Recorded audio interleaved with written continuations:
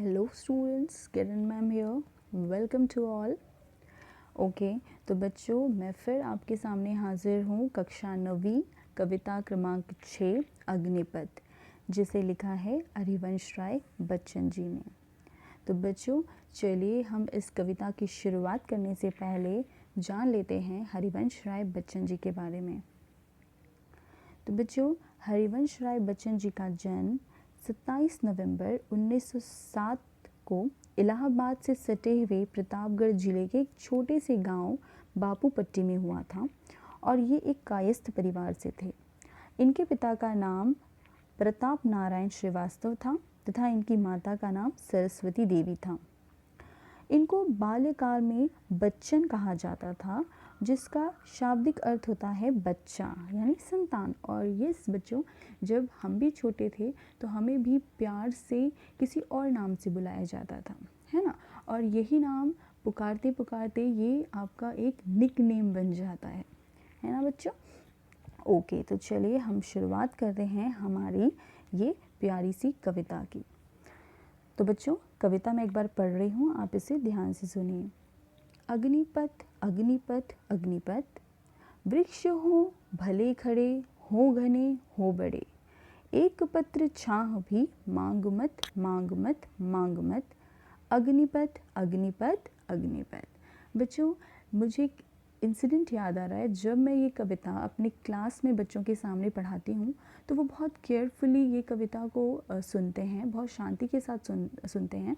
लेकिन जब इस कविता की लास्ट वाली लाइन अग्निपथ अग्निपथ अग्निपथ, जब ये मैं बोलना स्टार्ट करती हूँ तो सारे बच्चे कोरस के जैसे ये लाइन को मेरे पीछे मेरे साथ दोहराना स्टार्ट करते हैं।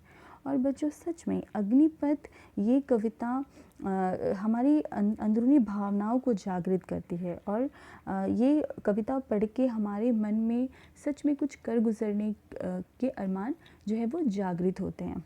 तो इस कविता में कवि ने हमें सुखों को त्याग कर जीवन में चुनौतियों का सामना करने की प्रेरणा दी है।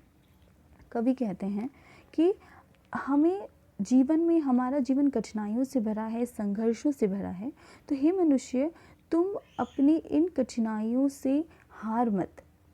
रास्ते में तू जब थक जाएगा तो तुझे बड़े बड़े वृक्ष छाया के लिए तुझे दिखेंगे, लेकिन तू ये एक छांव भी मांग मत, अर्थात तू इन अपने लक्ष्य की ओर केवल बढ़ता चल और पीछे मुड़कर मत देख। इसकी कठिनाइयों को स्वीकार करना, इन कठिनाइयों को स्वीकार करेगा तू, तभी तुझे मंजिल हासिल होगी। बच्चों मैं आपको अपना ही एग्जाम्पल देना चाहूँगी कि मैंने डिसाइड किया था कि मैं भी केक बनाना सीखूँगी। ओके तो मैंने एक दो बार उसे ट्राई किया और वो मुझसे बुरी तरह से बिगड़ गया। मैंने तीसरी बार ट्राई किया और स्टिल वो बिगड़ गया। तो मैंने डिसाइड किया अरे ये क्या, मेरे से ये बन नहीं रहा और शायद मैं इसे कभी ना बना पाऊँ। बट फिर मैंने साहस जुटाया और फिर से मैंने उसे ट्राई किया और 5वीं बार वो केक, बहुत ही प्यारा सा केक बनकर रेडी हो गया। और जब वो केक बना तो मैं बहुत ज़्यादा खुश हो गई, मेरी खुशी का ठिकाना ही नहीं था, है ना बच्चों। तो मैंने उससे ये सीखा कि यस कि कोई भी कार्य, कोई भी चीज़ आपको एकदम इजीली नहीं मिल जाएगी, है ना। उसके लिए आपको वर्क करना पड़ेगा, उसके लिए आपको काम करते रहना, संघर्ष करते रहना पड़ेगा। तो चलिए बच्चों अब हम चलते हैं हमारे दूसरे लाइंस की ओर। तू न थकेगा कभी, तू न रुकेगा कभी, तू न मुड़ेगा कभी, कर शपथ कर शपथ कर शपथ, अग्निपथ अग्निपथ अग्निपथ। तो कवि संघर्ष में जीवन को अग्नि पर चलने के समान, अपने हमारी लाइफ को, हमारी संघर्ष को एक अग्नि पर चलने के समान पथ मानते हैं। और कवि कहते हैं कि व्यक्ति को कर्मठता पूर्वक आगे बढ़ते रहना चाहिए। कठिनाई भरे रास्ते मिलेंगे, हाँ आपको ऐसे लोग भी होंगे जो आपको आपके जो है वो आप में के चाल में बाधा डालेंगे, है ना। आपको रेस्ट करने के लिए बोलेंगे, आपको आगे आपके मार्ग में रुकावट बनेंगे, लेकिन उस समय तो पीछे मुड़कर मत देख। तो ये ठान ले कि तू कभी नहीं थकेगा, तू कभी नहीं रुकेगा, तू कभी नहीं मुड़ेगा। और ये शपथ करके तू निरंतर आगे बढ़ता चल।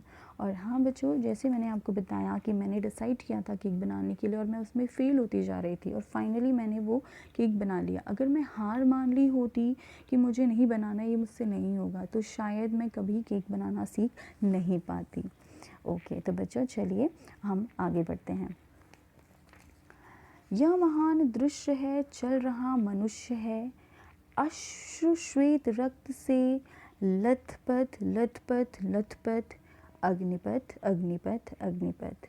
तो कवि मनुष्य को संबोधित कर रहा है बच्चों। कवि जो है वो इंसानों में वो जो है उत्साह बढ़ रहा है, उत्साह डाल रहे हैं कि वो उत्साहित होकर तू अपने मार्ग में चल।